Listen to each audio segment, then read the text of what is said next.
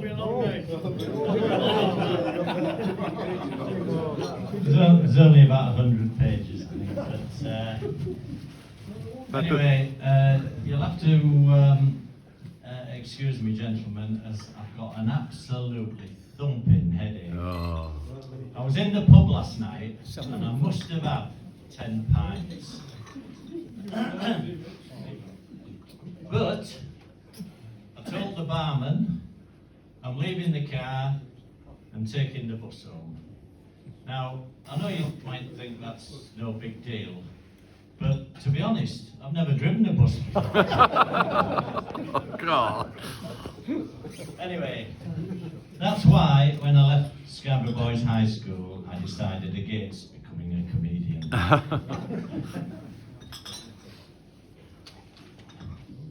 Well, I'll start really from the beginning and say, good evening, gentlemen. Oh, hang on a minute. I'm not sure I can say that nowadays. I'll start again. Good evening, non-gender specific and gender neutral guests. Yes, that's very good. PC. Now, we didn't have this problem when we were at school, did we? That's for sure. But I understand recently Boris Becker was hauled over the coals for calling a friend's partner pretty. He said they'll be renaming Roy Orbison's Pretty Woman mildly attractive non-binary person next. Well, you know, he's got a point, although maybe Boris wasn't the best person to make the point. He has been caught in the broom cupboard a time or two.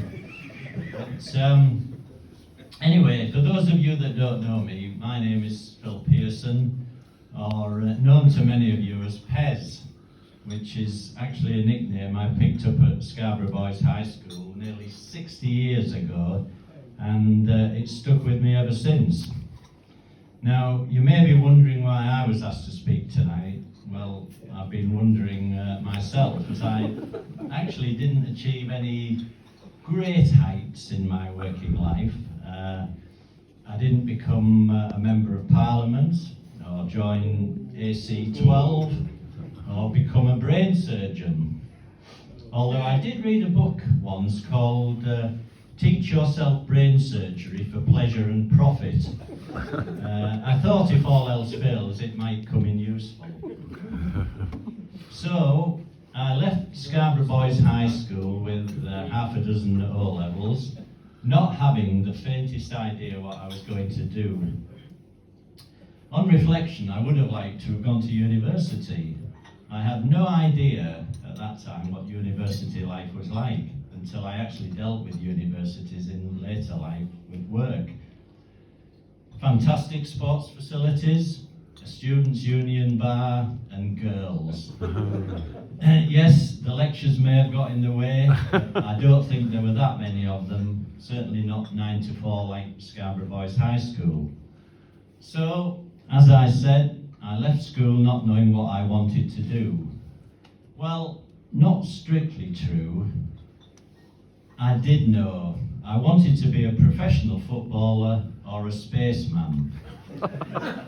I actually rang Manchester United to see if they'd give me a trial, and they said I actually had more chance of being a spaceman. So I got a job at actually one of the best accountants in town. The premises were in a large multi-storey building in Alma Square, a building they hadn't spent a penny on since they were in the establishment. It really was like a Dickensian setting, and with staff on the upper floors I never ever saw. I imagined they would be up there with a candle, a quill pen, fingerless gloves, and covered in cobwebs. And with all due respect to the accountants in the room, and I know there are one or two around, I honestly didn't find it the most exciting of jobs. But so I decided after that to let my artistic side loose. After all, I'd gained art O-level, and I got a job as a photographer.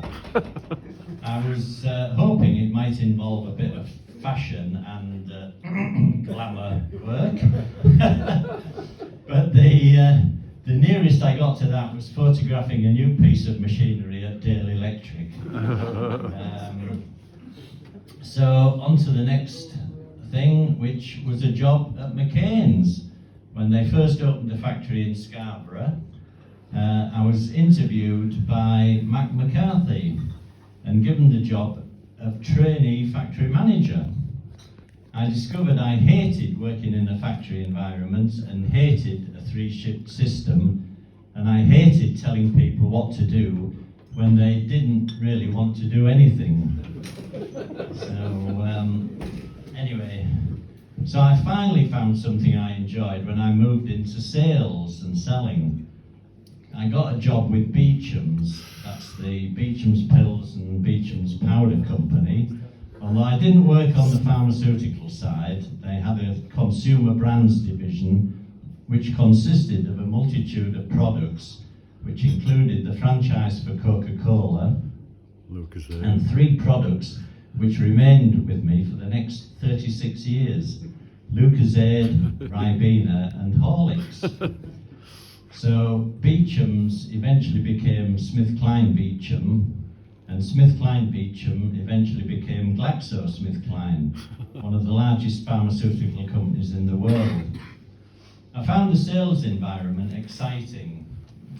Different town every day, different people to see, new products to introduce to the market, and lots of sales incentives.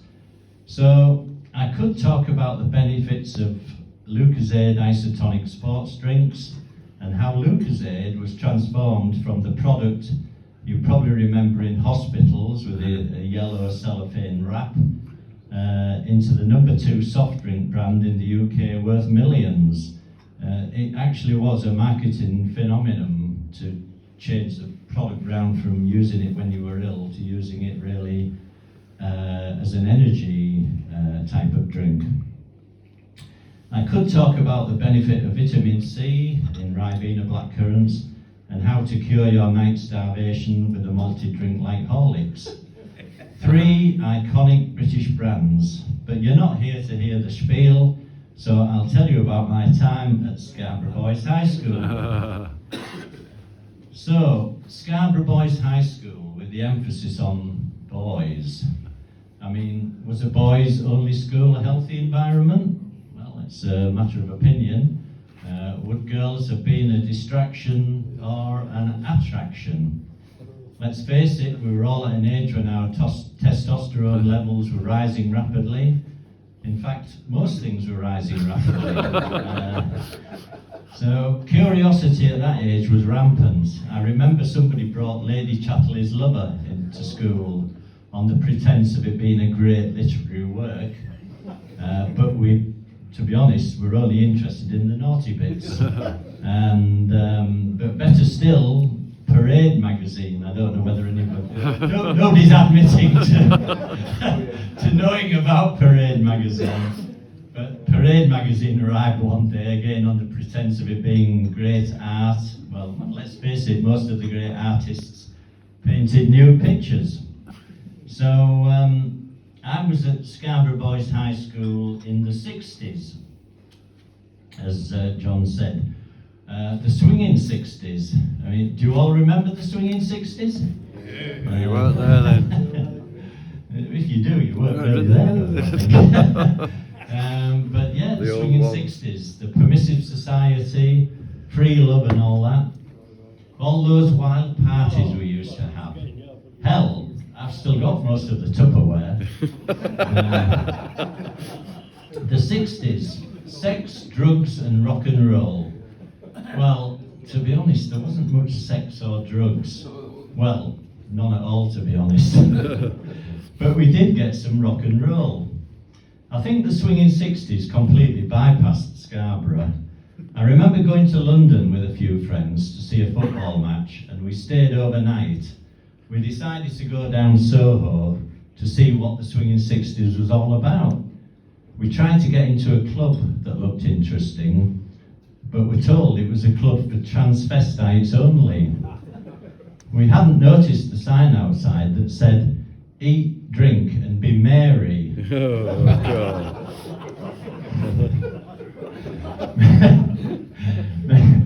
Many years after I left school, I heard one of my classmates had been accused by his wife of being a transvestite. Apparently, he packed all the clothes and left.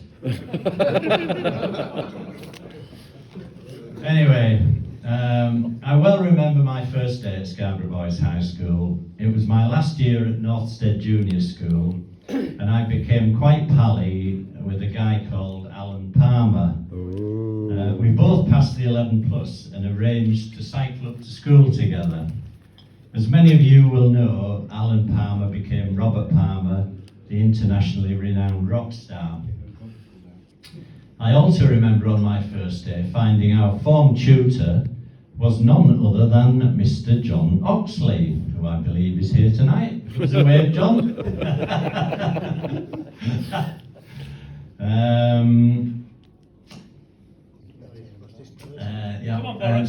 Boris moment. As you all know, John has always looked very young, and we just thought he was one of the new boys until he asserted his authority and told us all to shut up. So, correct me if I'm wrong, John, but I believe it was your first year at Scarborough Boys High School. Am I correct in saying that? I did say that earlier. Yeah, will you listen? Yeah, so... You know, listen. I must have nodded off, John. Again. So you were maybe as nervous as we were. I don't know. The other person we met on our first day was the headmaster, Mr. Joey Marsden, who looked like a kindly old grandad. However, he retired after our first year to be replaced by the much more threatening figure of Percy Gardner. He didn't seem to have a good memory for names, apart from Mick Boyne, who was usually stood outside his office as we passed from assembly every morning. He always referred to students as "you boy." So if you heard his booming voice shouting "you boy," you knew it meant trouble. I think we all felt very proud though in our new school uniforms. I think the expense must have bankrupted a lot of parents. Athletics kit, rugby kit, cricket kit, satchel, blazer, cap, tie, socks, trousers, shoes. I'm sure I've missed loads of things off, but the complete full works. It was quite an expense. So let's talk teachers. And some of you may know these, and obviously some that were before me or after may not know them, but the one with the easiest job in school must have been the art teacher, Mr. Penny. Yeah. No homework to mark, not much to do in lessons other than wander around, occasionally looking at our work and telling us not to paint the female figures with such large breasts. I'm sure his main qualification for getting the job was that he looked the part with his goatee beard and a couple of brushes in his top pocket. He just needed to cut his ear off for the full effect. He once showed us a picture he had done, and I'm sure I could see the numbers under the paint. I felt the school could have saved money and we'd have learned more by sitting us in front of a TV to watch The Joy of Painting with Bob Ross. Anybody watch Bob Ross? Yeah. Tony Hart. Our RE teacher was a chap called Dos Davis. Oh. I think he lived on Old Filey Road, I think. Some distance from Scarborough Boys High School. Cycle. He used to ride his bike to school every day. It was an old sit-up and beg type with a basket at the front. I don't think it had any gears, or at best a 3-speed Sturmey Archer. It wasn't too bad going to school, mostly downhill for 3 miles. But going back after a hard day's work, 3 miles mostly uphill, I'm pretty sure it was some kind of penance, and I'm sure he probably topped it off when he got home by thrashing himself with birch twigs.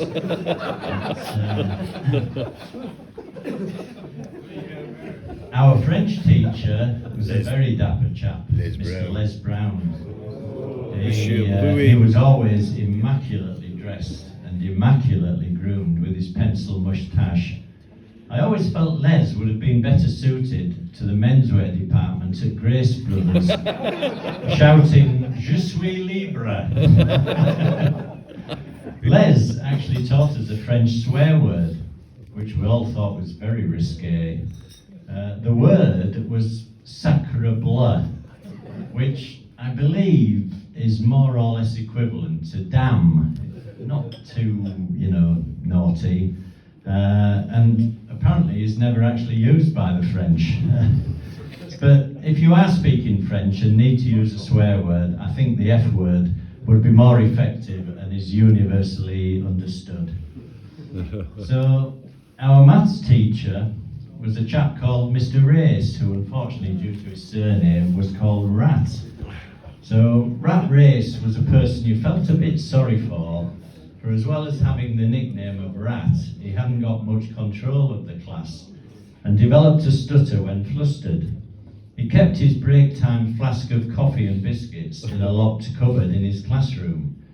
Unfortunately for Rat, one of our classmates had mastered the art of lock breaking, and most days he found his goodies had been pilfered. The teacher we feared the most, I think, was Digger Spade, who had a truly frightening appearance. He would easily have got the part of Frankenstein if he auditioned for it, and he wouldn't have needed makeup. Just a bolt. I remember bumping into him at my golf club years after I'd left school, and I was still scared stiff of him then. But there we go. And the music teacher was a very large chap called Mr. England. I'm pretty sure the school must have had to invest in a reinforced stool for him to sit at the piano. I often wondered if it was him nicking Rat Race's biscuits. Anyway, it seemed another relatively easy job, as all we seemed to do in his lessons was sing Men of Harlech. He should have been teaching us how to play guitar so we could all have become rock stars like Palmer. And another teacher who was in the feared category was Mr. Redman. I can't actually remember what subject he taught, as we spent most of the lesson avoiding projectile missiles. Board rubbers, English was it? Board rubbers, chalk, rulers, anything he could lay his hands on regularly came flying across the room with unerring accuracy. I don't know what some of these teachers would do nowadays because, corporal punishment's sort of gone out of the window, hasn't it? But anyway, so does anybody remember Biff Smith? Oh, who's my father? Who taught history. Well, Biff was memorable for his rather weather-beaten appearance with a profusion of hair coming out of every orifice and an advert for male personal grooming. He was not. He was quite sort of Neanderthal in looks and reminded me of Barney Rubble from the Flintstones. I imagined he lived in a cave somewhere and changed into a bearskin when he got home, and then went out to club some animal for his tea. Maybe he lived in Hairy Bob's cave on the Marine Drive, which may originally have been called Hairy Biff's cave, until he sold it to Hairy Bob. Now, you may think that all the teachers in my time at Scarborough Boys High School were slightly deranged, but there were a few normal ones. One of which was another history teacher, Mr. Jack Binns. Yeah. Anybody remember Jack? Dusty. He must have been good, as he got me through a 2-year history O-level course in 1 year. He was slight of stature but had complete control over the class. Jack was an expert on the history of Scarborough and was featured many times in the local paper. I wasn't particularly interested in history. We just seemed to learn about battles fought hundreds of years ago. We never mentioned anything more recent, like the Second World War. Has anybody seen the film The History Boys? Yeah. Anybody? Yeah, one or two. Well, if you haven't, I can highly recommend it. A very entertaining film. It's a great film. History was summed up perfectly in the film. When one of the boys was asked to define history, he replied, "It's just one effing thing after another." He didn't say effing. And last but not least, I must mention Mr. Oxley. Couldn't leave you out. Although I think we're allowed to call him John now. But John was definitely one of the good teachers. Although I've got to say, he did have the advantage of teaching a subject most of us loved, which was sport. I think you also did a little bit of maths though, didn't you, John? Sorry, I missed that. Did you? Have you gone to sleep? Everybody has. Did you teach a little bit of maths? I did do maths, yeah. I do sort of vaguely remember that. Yeah. Well, we weren't too keen on that anyway, John. We much preferred the sport.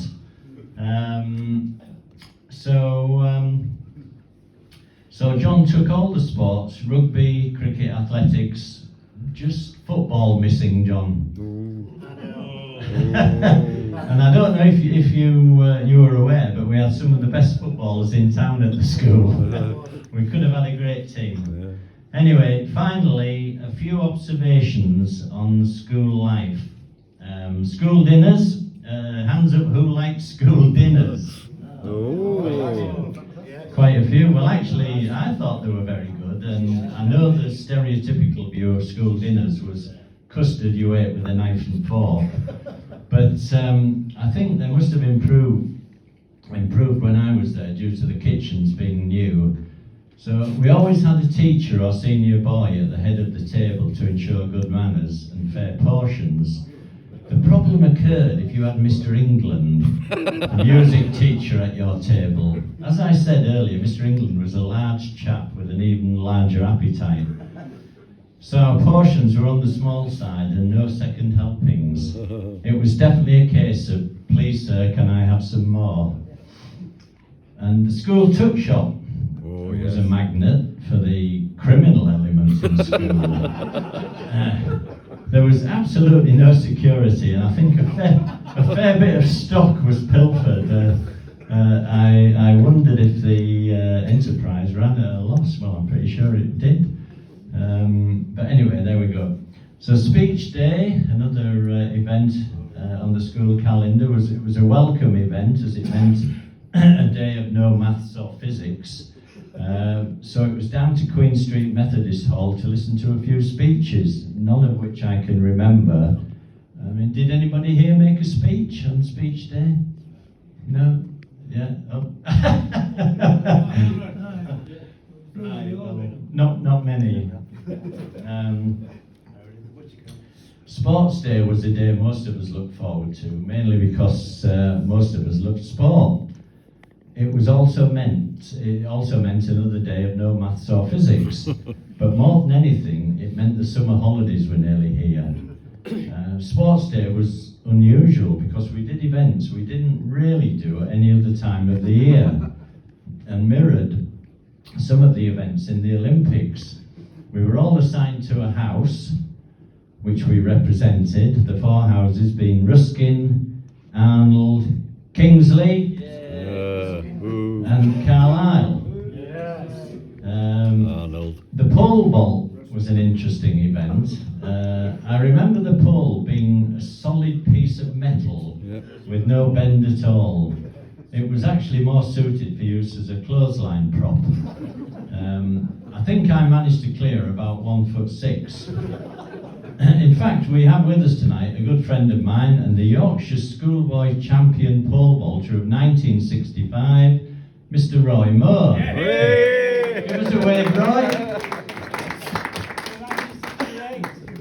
I think Roy managed to clear about 3'6", some way short of the current world record of over 21 foot.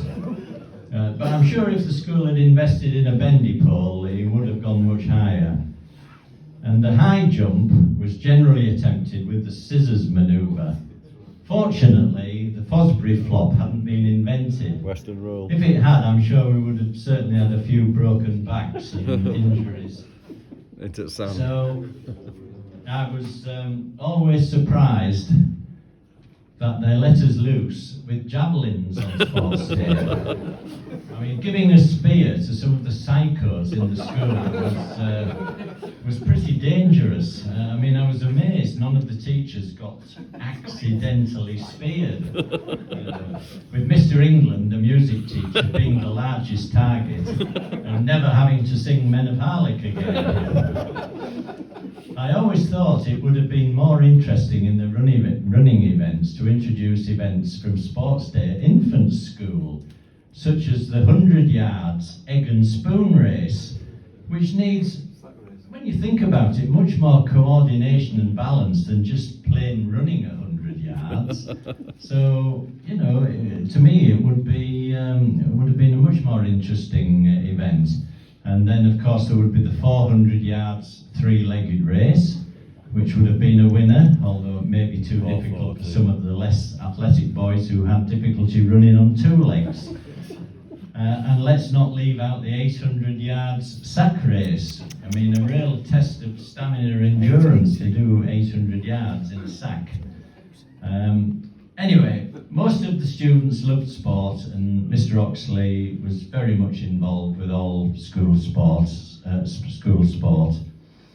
However, we did curse him on many occasions when we had to do cross-country and run up that bloody big hill, usually in freezing cold and muddy conditions, towards the top of the race course. Not nice. Muddy rut. So, apologies to any Welshmen in the audience with my several references to Men of Harlech. Actually, I hadn't heard it since my school days, so I listened to it on YouTube. And it is a fantastic song, to be honest, and especially sung by a male Welsh male voice choir. If you don't know it, give it a listen. So, although school life had its good and bad bits, I think the whole experience of Scarborough Boys High School benefited all who went there, even the ones who maybe should have made more of it. So I thank you for listening, and I raise a glass to Scarborough Boys High School. Hey, well done, Pen. Yes.